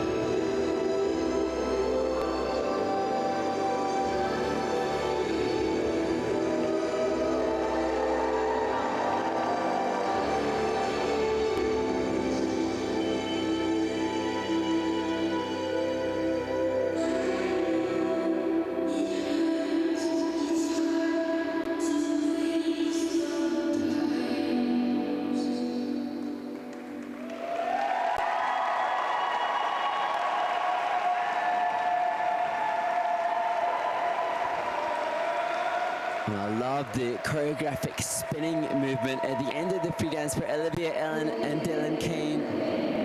And this team, they're only 15 and 16, but they've been together for multiple seasons already, and they've grown up together, and it's interesting just to see where they are progressing. And I think they're close in age. I think Olivia has absolutely matured hugely over this past season. Dylan sliding off the ice there and just almost proving that he's still a youngster at heart there. Yeah, exactly, yeah. Youthful energy. Yes. And as we see their twizzles, you can just see, as is quite often the case between the men and the women, just slightly tighter in the position and the range of movement for the man to the woman. And that'll be the place of development for the team. But what they have amassed in the years together already is going to serve this team so incredibly well. And Dylan showcasing such strength and steadiness in a straight line spread for the feature within the changes of position on that lift. There's this strong spread again. Yeah, you know, it's so interesting because they look like a very much younger team than what the teams that we've seen so far, but in some ways it works to their advantage. Of course, technically, the technical panel, the judges will take care of that work, of course, but overall, and they've skated together for a long time, you kind of see that comfort, if you will. They're 15 and 16, they'll continue to grow up until 20 and 19, and you'll see them mature their performances along the way. This is really cool, the chorus spin.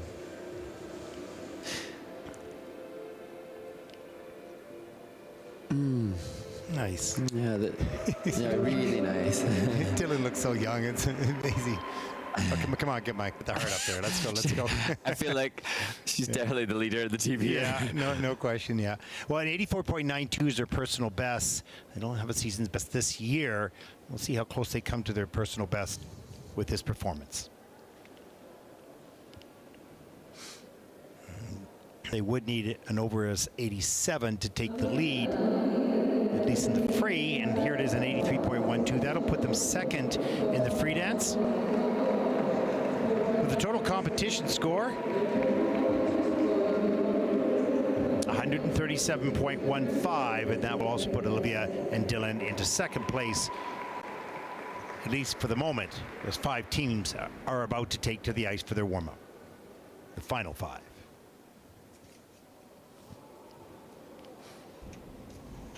And there we go. Final 5 teams on the ice, and we'll look at the start order for that. And you can see the placements in the rhythm dance and the scores. Less than a point and a half between 5th and 2nd.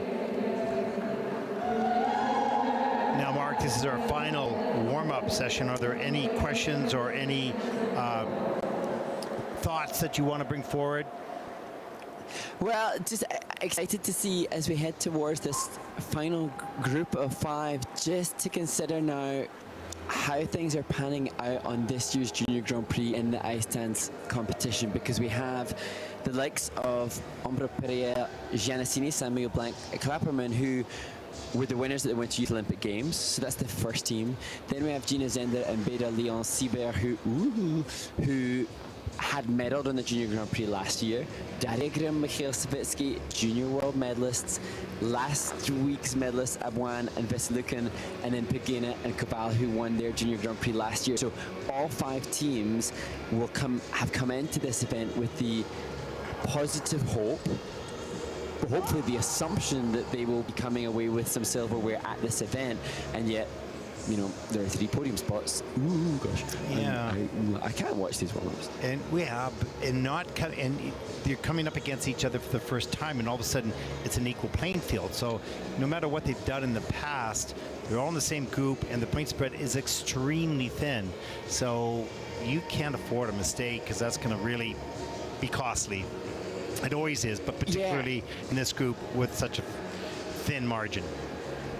Yeah, and what I was thinking as you were acknowledging there, Ted, about the first time that they'll come up against some of the others, is then, as I was posed the question yesterday, oh, do you think the judges like the material and the concept of the programme? And that could be a consideration for the skaters, as, oh, you know, if we pick the right choice of, you know, program or, you know, music and stylization, and that could be the, you know, anybody that's disappointed perhaps with the scores might consider that the reason that they're not as they would like to be. But when we look at an ice dance competition and we look at the results and we have the criteria online to be able to assess the different components, you can almost always go on the result just on the skating skills. So if I look at this competition at present, of the couples, the 15 that have competed already, the skating skills, the final mark awarded by the judges, is pretty much dictating the overall result. The Belgian couple, Sophia and Max, they actually would be third at the moment if it was purely based on skating skills, but we know they had a fall. But then after that, it's pretty much just down to skating skills. And so that's where, you know, the astute couples and the astute coaches will really, really ensure that basic skating skills dominate so much of the focus, because it's more important almost in this discipline than in any other, although it's really important for the singles players. But don't you think in this last group here, the skating skills will be somewhat similar? And so that becomes even a thinner margin if that is, if that would be the deciding factor. Yeah, and that's why I know that when we look at like the Senior World Championships and have the top 3 teams in the world who have remained the same top 3 teams for the last 2 seasons, then for them, because they're all in the 9s and their components are squished into that top bracket in the world, then for them, a level 4 1 foot or a level 4 step, which is rare and hard to get, becomes monumentously important, because they know that, you know, for Piper and Paul for Canada, who are up against Charlene Guinard and Marco Fabri from Italy, for them, if they're the ones that get the 5 clean turns and a level 4 step, then that could be just that could be enough to get them to be one, you know, world champion again, or, you know, silver medalist instead of bronze medalist. In the top groups, it becomes extremely narrow. The skating skills is not as, I don't want to say as important, is not as big a factor as they are here perhaps in juniors. It would be perhaps a technical mistake, because all those teams at the top of the world, man, how do you pick? They're all great in skating skills and in other aspects as well. So, but here it can be a little bit different up to this point, but these 5 teams in this last group are pretty well matched with skating skills. But we'll see. Well, let's take a look at it, and the audience out there, you know, try to see the skating skills, the depth of edge and the speed. It's hard to tell, I know, on a monitor, but see what your thoughts are just from an overall skating ability, and that is one hairdo. Wow. I can only dream of that. Well, as we look at Beda Leon-Sibert, he is the one that's responsible for always doing his partner's hair as well. So their preparation for events is for him to But don't you think Gina's hair? He's certainly done his own, though. No, don't you think he might have forgotten to do his own? It could be that as well. No, part of the category, that's for sure. Okay, here we go. The final group in the final event, the final day here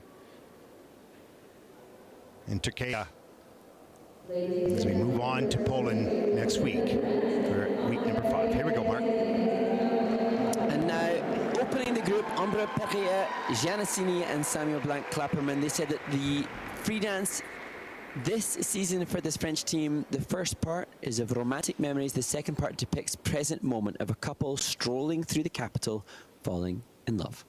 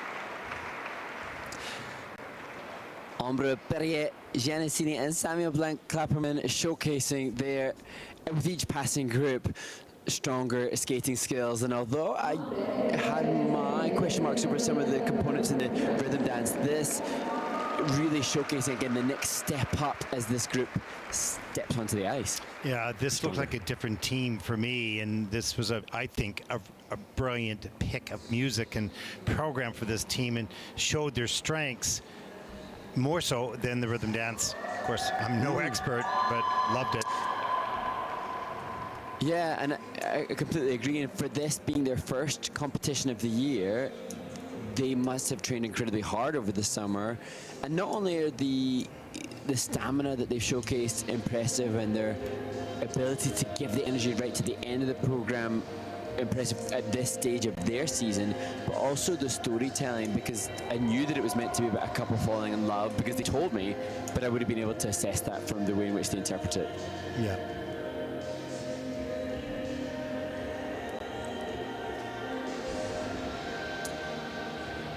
And here, you can just see that's well taught, well trained, the way in which they do the foot position, the high free leg and the extension.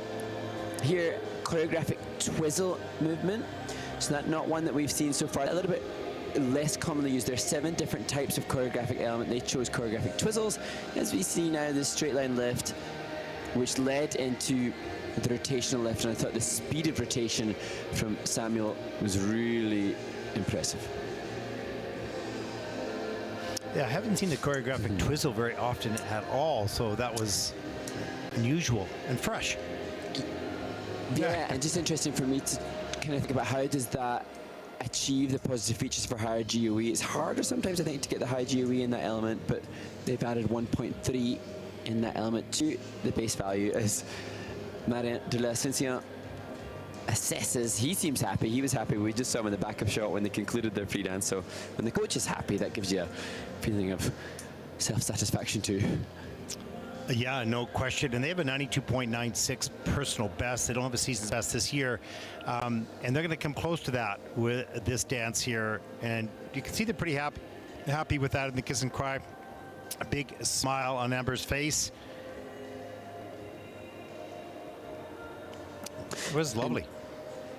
Yeah, this team will be one of the 3 teams in this group who are all going to go head-to-head again in 2 weeks' time in Slovenia. So they're going to see how they fare and stack up against one another now. Free dance score of 92.29. Seem pretty happy with that score. That's first in the free dance. So far, the total competition score of 151.44 as they take over the lead with 4 teams to come.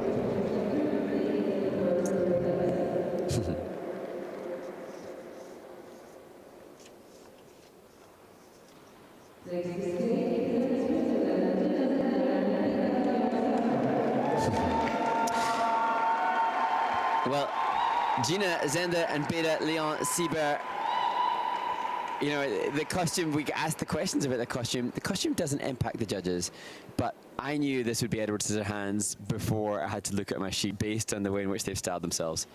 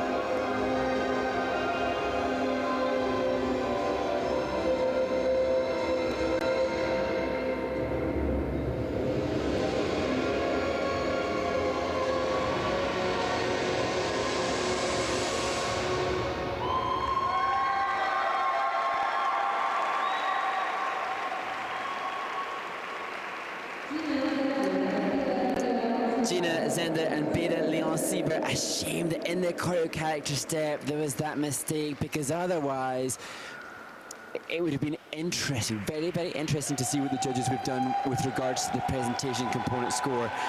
I think that mistake does impact obviously the final closing impression, because prior to that, the presentation is, the definition is the demonstration of engagement, commitment and involvement based on understanding of the music. That was an amazing demonstration of that. You know, to play the role of Edward Scissorhands is so complex, and look at that's just amazing, the way in which Beda has embraced that. The chance to do now the upside down split, that was previously an illegal element up till this season, and they do it really well, and rotating in a clockwise direction for the rotational lift. And here choreo assisted jumps, again unique insofar as Beda was part of that choreographic assisted jumps, he taking the first airborne, one of the three in that element. Ted, I would say from a skating skills perspective, I think Ombre and Samuel are stronger. There's more depth of knee and ankle and use of blade in their skating skills. But if I was to go to the presentation, I think this is really amazing. Presentation and composition, total respect to the team and all involved as they're joined by Alisa Bisigier and Kiss a Cry. Yeah, from a pure entertainment perspective, Ice Dance just knocks it out of the park. It's awesome. But this team, I'm always excited to see them because I don't know what they're going to come up with, but I do know a lot of thought will have gone into it. And they're going to be maybe a little bit out of the box of what would be normal ice dance routines, at least in junior. And they have proven that they're innovative, they're exploratory, they're looking for something that can set themselves aside. Yeah, and that's so cool for the sport. Like, I thank the team, the choreography team, the coaching team for having that bravery, because it would be so much easier to go for something more conventional, safe, lovey-dovey, or tango, which we've seen, and this is just bold. And how do you do it? I mean, you know, Edward Scissorhands, I mean, exactly, okay, we get the concept, we see the movie, we watch it, but how do you actually do this in a free dance? And I thought they did a great job. Yeah, with all the elements that they've got to have. And to be fair to Gina also, is it Winona Ryder? Like, she played that character well too. I mean, obviously, Beda's hey, there's some blood. Those scissors were a little bit dangerous. You know? Yeah. Great job. A lot of fun. That's awesome. The challenge really is going to be now for the team to stay with the conviction of their feelings, because I think the result won't be as good as they'd like, but we rate the concept. Yeah, absolutely. 85.73. Now that is third in the free dance. And they'll be a little disappointed with that. A little bit of mistake near the end with a 146.58. That'll put them currently into second place. But in my mind, they're on the right track. This is great. It's unique, and it's them. Absolutely, and I think it's fair judging, like, based on what happened, but I think the potential for this one is huge. Yep.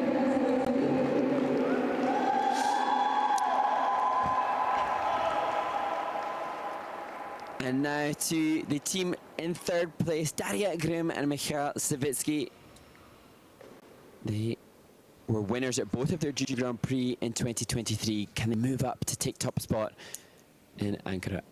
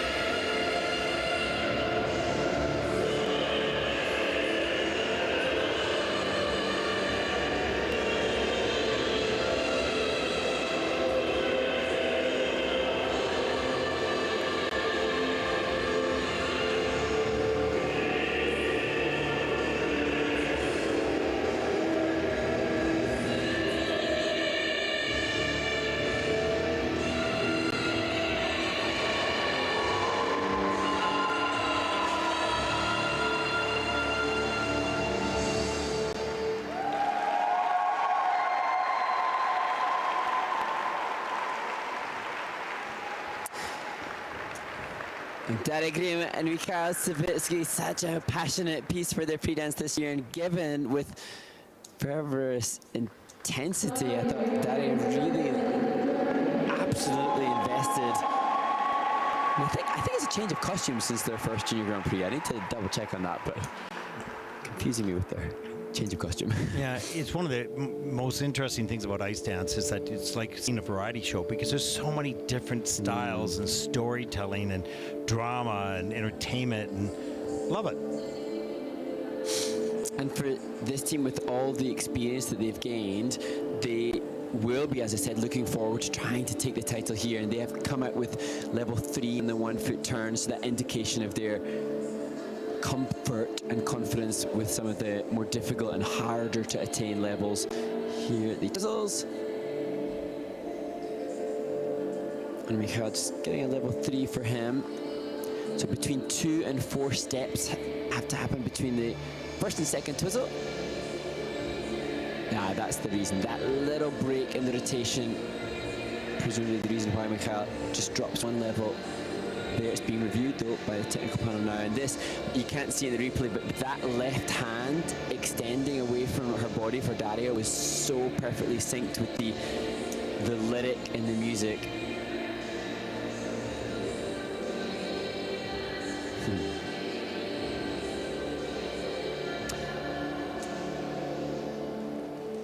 And through it all, Daria and Michail, 17 and 21, they seem with every passing season to be more and more united as a team, and they've already amassed so many seasons together on the junior circuit, and that has helped to serve them through challenges, good and bad. Well, their personal best is 98.371, but they've beaten their season's best, and they have a 97.31. That's first in the free dance with a 158.20, and that put them into first place. They have a medal, and they're thrilled with that. They have a bronze already on the Junior Grand Prix. They're looking 2 bronzes. We'll see whether that's going, unless they move up even further, but we'll see where that will take them towards the Junior Grand Prix final. Mark? And now to the team who were second last week, lying in second place after the rhythm dance, Hannah Maria Aboyan and Danielle Veselukan, told by their training mates that they work incredibly hard, and that has to have been evident for them to have achieved such success in such a relatively short space of time.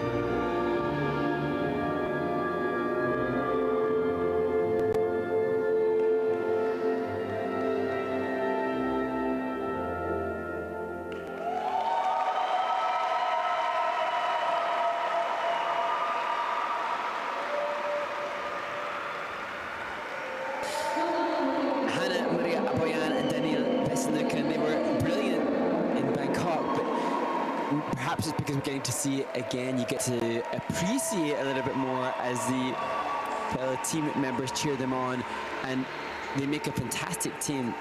We've just got to acknowledge Hannah Maria's, obviously she has a range of flexibility and a strength which is really admirable, but what makes it special is the use of her neck and the nuances of her movement. So she has obviously great alignment here. You can see picture perfect alignment, a range of flexibility and strength that's been amassed off the ice probably, but it's the use of her neckline and her head which really just adds a next layer of class.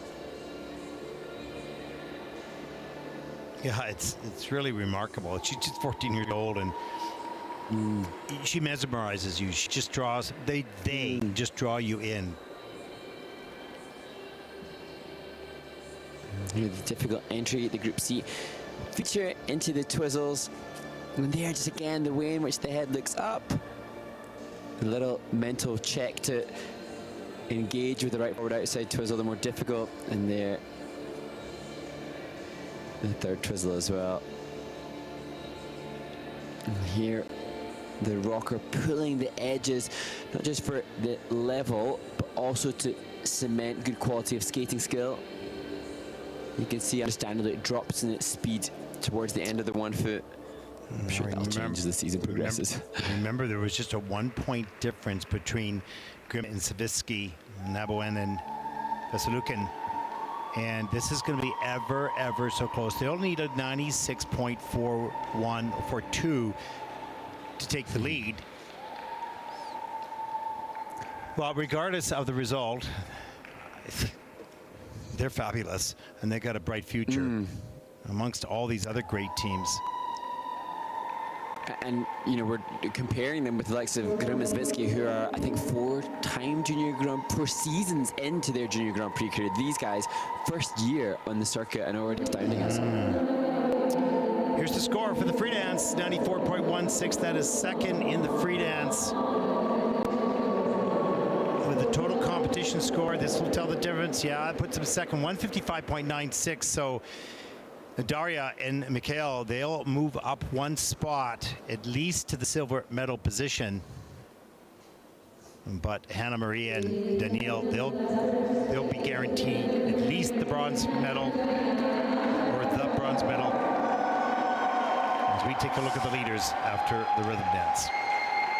And these, the leaders, but this the only team of the medalists or the medal standing competitors after the rhythm dance who haven't showcased their free dance yet this season. Irina Pidgena and Artem Kobal.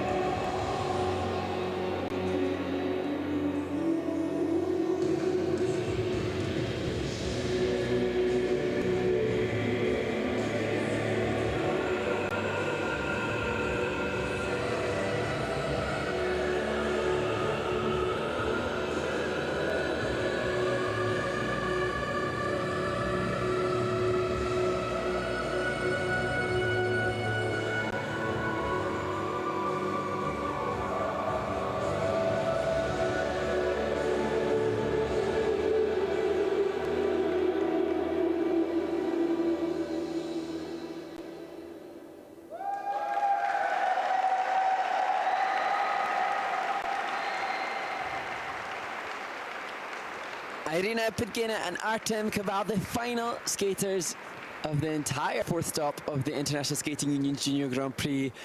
Hands on their hips as they assess what has just taken place, and a little pat in the back from Irina to Artem. It was tight, but that was what we would expect from the debut of their new free dance, unlike that of the two other teams that are currently leading the field at this stage. Will it be enough to take the title? And I also thought, Mark, that I wondered, with having been first and maybe unexpectedly first after the rhythm dance, where they felt responsible to try to win this as opposed to skate in the comfort zone of which they're, with their first outing of their free dance. I don't know, of course, but they had some slips, unexpected ones. Let's take a look. Ooh. Well disguised as we look at some amazing constant movement throughout the straight line lift. And here, we're acknowledging, as we see a feature that I think they used last season so brilliantly in the rotational lift, that Irina is just 15. She actually turns 16 next Tuesday. There's a little bobble again, which should affect the GOE. But they do have, as you said, Ted, a more senior established look. And probably more, actually, that was amazing because I gasped as she took that fall within the choreo character step, assuming it was a mistake, but no, it was all intentional, which, if I think about it, from the judge's perspective, should showcase a real investment in the composition of the presentation. So, wow, is this ever close? So 94.58, they need that, or 5.9 to win the free dance, which would give them the title. And it's going to be close, very close. They had some bubbles. They had at least two areas where they stumbled on an element, although I don't see any minus GOEs. That, to me, is surprising. They had level 4s in the twizzles, level 2 and 3 in the diagonal steps, level 2 and 3 in the 1 foot. Oh. Let's take a look at the scores. 93.38, that is third in the free dance. The total competition score of 157.01. That puts them in second place. They dropped one spot. They're on the podium. They've got the points for that silver medal. And just a couple errors in that program causing some purposes. We take a look at the top 5 in this event. Wow. The finish in dramatic fashion was unpredictable. We talked about how close it was and that anything could happen, and it did. There were some switches, some movement, as we take a look at Daria and Michail moving from third into the gold medal position in arena, and Artem moving down one spot. And so did Hannah and Danielle. Wow. Yeah, oh gosh, I feel like that was a roller coaster. Yeah, I'm exhausted. It was amazing. So, and that concludes our coverage. Before we leave, I want to thank all the volunteers in Ankara, Turkey. It's just been quite amazing to visit this part of the world, first of all, and to see the enthusiasm of this organization and the government of Turkey and the athletes themselves about the sport of skating and having to expand. So we thank them for everything they've done so far. We thank the officials, of course, the coaches, skaters, especially the parents at home that are watching their children pursue a dream far, far away from home. Make sure that you join us next week. We'll be in Gdansk, Poland. I will be there live, and Mark will be in a studio, and he'll be joining you live in Ljubljana. For all of us here at the ISU, for all of our production studio, for Mark Hanratty, I'm Ted Barton. Thank you for watching. Stay online to see the medal presentations. Good night, everyone.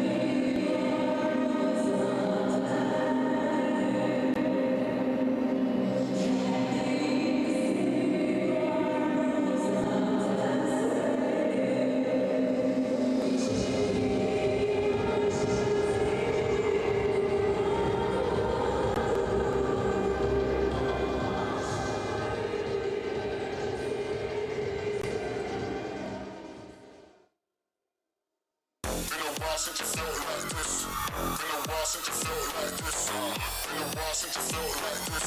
There must be something wrong.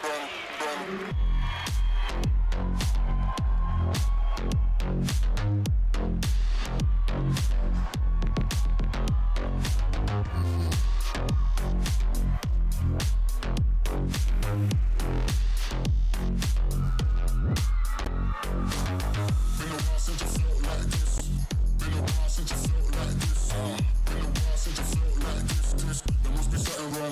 guess I felt, I guess I